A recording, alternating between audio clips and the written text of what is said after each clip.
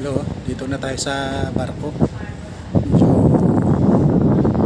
madaling araw galing sa Iloilo. Ngayon na nakarating dito.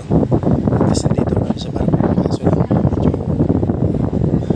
okay na rin to. Dito malaki naman eh. Ito.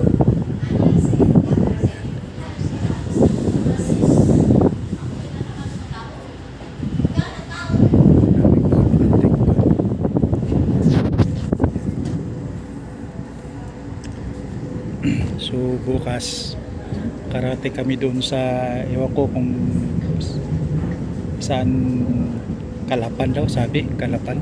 Doon muna mag Kalapan, tapos Kalapan, hindi ko alam, kakita naman natin mamaya kasi nasakyan ko dati Tugo, mulang Batangas hanggang dito, diretso, pero ito hindi ko alam.